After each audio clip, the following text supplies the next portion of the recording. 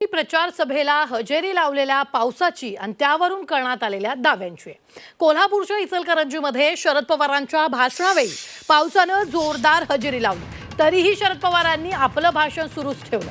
त्यापुढे जात भिजत सभा झाली की निवडणुकीचा निकाल चांगला लागत असल्याचं सांगायलाही पवार विसरलेले नाहीत। दुसरीकडे सांगलीतल्या शिराळामध्ये देवेंद्र फडणवीस यांनी सत्यजित देशमुख यांच्यासाठी प्रचार सभा घेतली आणि त्या सभेत पाऊस बरसला। हीच संधी साधत सत्यजित देशमुख निवडून येणार आहेत हे पक्क आहे, कारण पावसात सभा होते अशी टिप्पणी फडणवीसांनी केली आहे।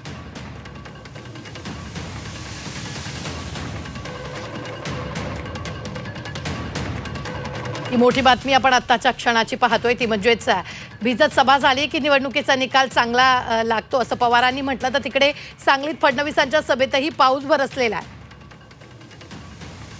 आपला उमेदवार जिंकणार कारण पावसात सभा झाल्याचं फडणवीसांनी यावेळी म्हटलेलं आहे। पावसात सभा झाली की उमेदवार जिंकतो असा दावा यावेळी करण्यात आला होता, त्यातच आता फडणवीसांनीही हा दावा केलेला।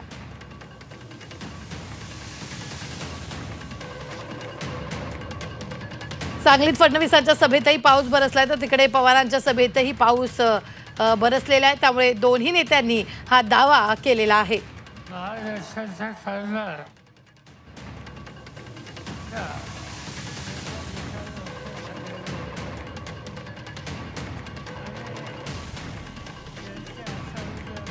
तर आपण या ठिकाणी पाहतोय भिजत सभा झाली की निवडणुकीचा निकाल चांगला येत असल्याचं पवारांनी म्हटलं, तर दुसरीकडे फडणवीसांनीही हाच दावा केलाय।